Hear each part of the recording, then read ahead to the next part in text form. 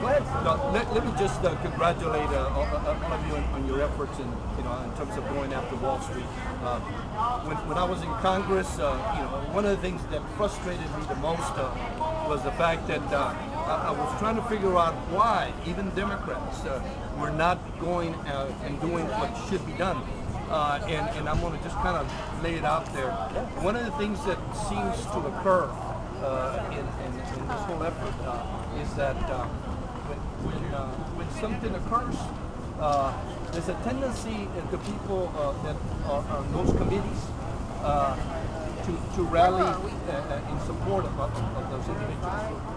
Those committees were originally stacked with people that reside in those areas, Democrat and Republican. And so your first instinct, it's like if you got elected and you're representing West Texas, somebody attacks something in West Texas, your first instinct is to defend it. And that's what occurred. But after that, we're hoping that the realization comes about that we have not done enough to hold Wall Street accountable. I'm extremely disappointed that it's taken 4 years to begin to do some things. Right now, the banks have basically gotten an additional bailout. And it seems like they wouldn't have even did it if all this stuff hadn't happened, that the people... Exactly, and the elections are coming up again after 4 years. You're right, they care about that more than anything. So what we have is another basic bailout where it's going to exempt them and hold them immune from any lawsuits of their participation. It's already happening. No way. They should be in jail. Exactly, and they should. Yes, they should. A good number of them should. Fraud. If I stole $100 from you right now, I'm going to be in prison before the next thing you know. Yeah. So, and these are millions and billions of dollars that have been, and they seem to continue to espouse, especially on the Republican side now.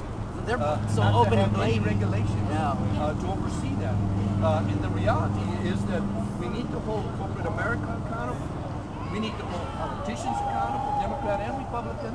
And we also, in this I agree with the Tea Party, hold the government accountable. Yeah. We need to hold the whole system accountable and make it more transparent. But unless we hold those that cause the problem, which is the bankers and the Wall Street, and the fact that we didn't have the legislation to make that happen, then nothing is most likely going to occur again. And so we got to make sure that we do what we can.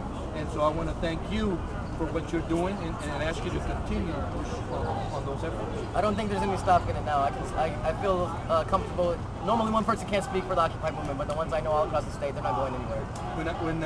When I grew up during Vietnam, and I remember... So you've seen something like this before. I remember a young man just like you, of course it's not you, but way back then, and he seemed like he was the only one, and he was in the middle of a rally at San Antonio College, and everybody was bombarding him and getting after him and being unpatriotic and all this thing.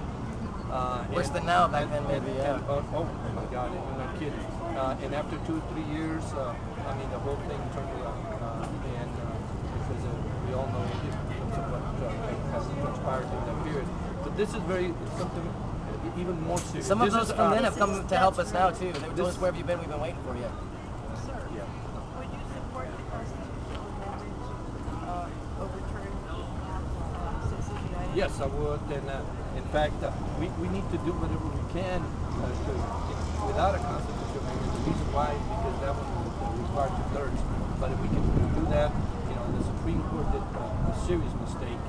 It's very important to make it an amendment instead of just trying to pass it in Congress, because if it's just passed in Congress and overturned in Congress, then it can again be overturned.